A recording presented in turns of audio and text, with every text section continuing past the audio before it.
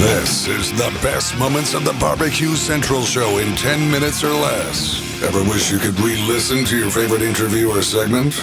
Do you enjoy hearing older shows for the first time in years? Then the best moments of the Barbecue Central show in 10 minutes or less is just what you need. Thanks for listening and enjoy the show. Welcome to another edition of the best moments of the Barbecue Central show in 10 minutes or less. I'm your host, John Solberg, and this edition is being brought to you by The Butcher Shop. The Butcher Shop is home of the A9 Master Kobe briskets, where they are always handpicked for you. This father and son team has operated this meat market in Pensacola, Florida for the past 15 years. Kevin and Jordan ship nationwide to the biggest names in barbecue. The A9 brisket won both sides of the American Royal Cook-Off. That happened in 2019. They also ship some of the finest prime, dry-aged, Australian Wagyu, and Japanese Wagyu steaks to people just like you and me who aspire to be the kings of their backyards. The Butcher Shop always has Berkshire, Compart Duroc, Allegiance Duroc, and Prairie Fresh all-natural pork in stock and always hand-picked for you. Now, are you into wild game items such as bison, venison, elk, camel, even ostrich? Have you been searching for those 10 to 12 pound boneless turkey breasts featured on How to Barbecue Right? The Butcher Shop has them in stock and they are ready to ship to you today. So whether you're looking for the best competition briskets, ribs, or pork butts, or you just want to have a better option to cook at home, give the Butcher Shop a call. 850-458-8782. That's 850-458-8782. Or you can get a hold of them on their Facebook page, facebook.com/The Butcher Shop. Shop is spelled S-H-O-P-P-E. Now let's get to it. Today's show comes from May the 10th, 2011, and it is a round table of ribs, but this is a backyard round table. Not competition. Let's get to it. Here is Greg and his guests talking some ribs from May the 10th, 2011. As stated, this is going to be a barbecue ribs roundtable show for the backyard cook. So if you're looking to better up your ribs for the upcoming weekend or whatever holiday we have coming up, this is definitely one that you're going to want to listen to repeatedly because we got a lot of great guests in. So first guest tonight is a live studio guest from the raging metropolis of Mayfield Heights, Ohio. It's Doug Killily. Also joining me tonight is one of the giveaway professors of the show. You know him as Shane Draper, Draper's BBQ. Shane, how are you tonight, buddy? I'm good, Greg. How are you? I'm doing excellent. Thanks for joining me tonight, Shane. And, of course, rounding out the panel, if you're watching on Ustream, you see my shirt because I always love to pimp. Tim's Products, the proprietor of PD River Swamp Sauce and all-around wonderful Tim Patton joining us here of PD River Swamp Sauce. Tim, how are you, buddy? Rimpy, I am doing fine, buddy. I hope you are. I am doing absolutely fabulous. So, guys, thanks for taking the time out. We are on the Barbecue Ribs Roundtable. We have Doug, we have Shane, and we have Tim sitting in here to give it the backyard flavor that we're looking for tonight. We're going to get into the prep and all that stuff here. But before we do all of that, I'm going to ask everybody what they're cooking on. And we'll start with you, Doug, since you're in studio. What is your cooker of choice? I am cooking with a 22.5-inch Weber Smoky Mountain. 22.5-inch. The big version. I only have 18.5. How do you find that cooker? You like it? I got the extra large one just in case we have a big party. It uses more charcoal, but I like it as a beginner. It's very forgiving. What about you, Shane? What are you cooking on? We have a couple custom pits, but our main go-to pit is our Tucker cooker, and of course the big green egg. But ribs, it's Tucker cooker for me, hands down. How you like the Tucker? Love it. That is probably the most versatile and easiest toe-behind cooker there is. George and Holly of Tucker Cooker, just fantastic people. Just great to work with, and they have a great product. Tim, what do you cook on, buddy? I've got three. I've got the Weber's 18.5-inch Weber Smoky Mountain. I've got the Fast Eddie's 100, and I've got a Superior Smoker, which is like a gravity-fed charcoal smoker, similar to the Stumps. Mainly, I cook my ribs on the Fast Eddie's. I like, the ease of it. I had a big rib cook at home last week and in my backyard, and I used the FE. Do you have a preference over one cooker, or is it's really specific to meat as far as what's going to go in the specific cooker?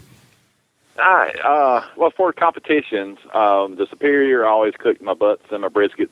I think it got a deeper smoke flavor to it, and especially with the big cuts of meat. In the competition, I use the FE for the chicken and the ribs. At home, if it's just me and my wife, a tenderloin, a couple of racks of ribs or something, I'll use the Weber. But I cooked, I think, about 12, 14 racks last week, so I used FE for the room. All right. No lamb. All right. Now, would anybody have an issue with cooking ribs on any type of like gas cooker? Is that not barbecue, Tim? It is. I mean, when you're talking backyard, I mean, it's whatever you got. I mean, there's nothing wrong with one of the $30 vertical smokers from one of the box stores. To get a little bit of smoke, finish them in the oven. I mean, that's. No. I mean, you cook what you've got, and figure out whatever you've got to cook with. You figure out how to use it, and you can, as long as it tastes good. I mean, who cares what you're cooking on? What about you, Shane? You have snobbery against the gas people? I don't. If you can turn out a great product on it, more power to you. I personally prefer them, smoked a little lower, slower. But hey, man, if you can fire up something that's got a propane tank to it and outcook me, then great. I mean, I'm with. I agree, 100%. It's whatever you got and make the best of it. What do you think, Doug? I've done a pork butt on a gas grill, and I did not like it. It was such a pain. After that experience, I didn't have a smoker at the time, and I used an oven. So, perfected the beginning stages of getting into barbecue using an oven. All right. Over the gas grill. But before we do any of that, guys, let's go ahead and go crazy here and take a phone call. Well, area code 216, name and where you're calling from. My name is Ross. Ross, how are you tonight, buddy? I'm doing good. Good. What can I do for you, Ross? I just wanted to call to say hi. All right. Well, hi. Thanks for calling in. Anything else, Ross?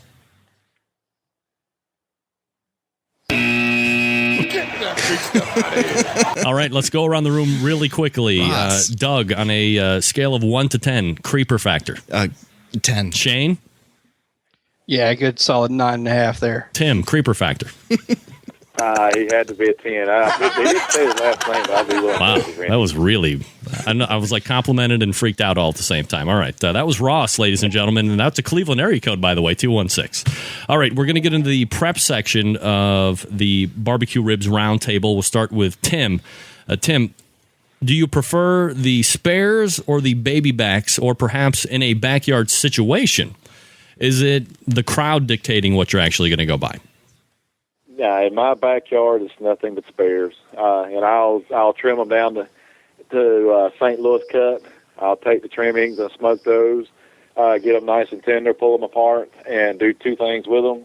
Leftovers, or I'll split it in half, barbecue sandwich for tomorrow, and then the other half I'll chop it up good and fine and put it in my baked beans. What about you? Definitely spares. What about you, Shane? I prefer the St. Louis when I can get them, but I got to be honest, we've been doing a whole lot more baby backs lately, just because every time we say we're going to cook, we end up with 35 or 40 racks of ribs that we got to do, and the baby backs are just easier to handle and they're crowd pleasers, so we just go that route for now. Might you switch in the future? If I have more time to prep, and that's the thing, I just don't always have time to break down whole slabs into St. Louis, so it's just a lot easier to buy, a couple cases of the baby backs, pull the silver skin, and toss them on, man. What about you, Doug? I really enjoy the baby backs. As a kid, we went and traveled all the way down to Weirton, West Virginia to get baby backs from Happy's and Montgomery Inn in Cincinnati.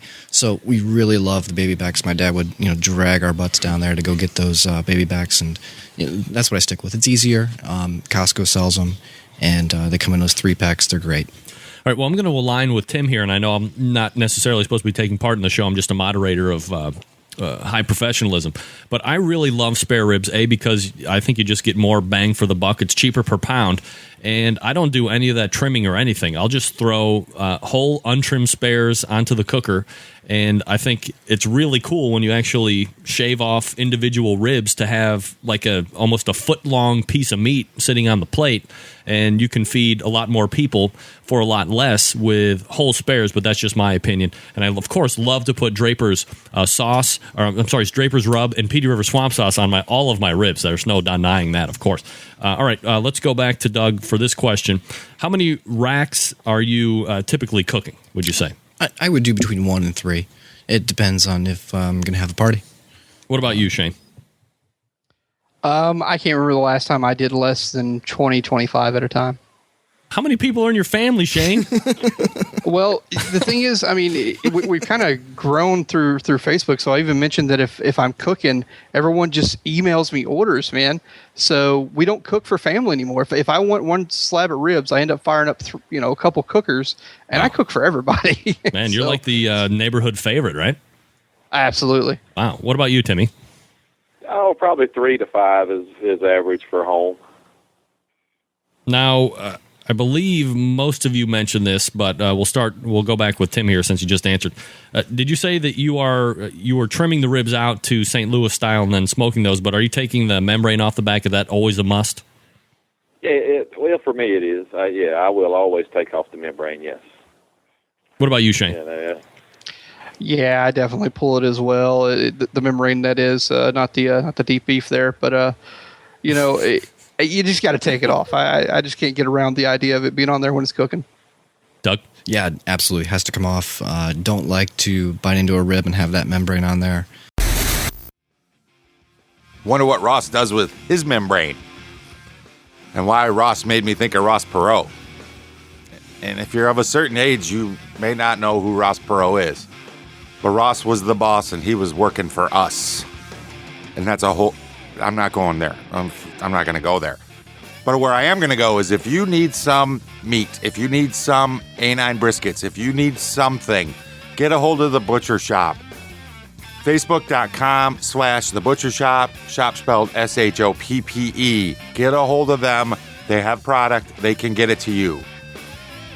And until next time on the best moments of the Barbecue Central show in 10 minutes or less, I'm your host, John Solberg. I look forward to talking to you again soon.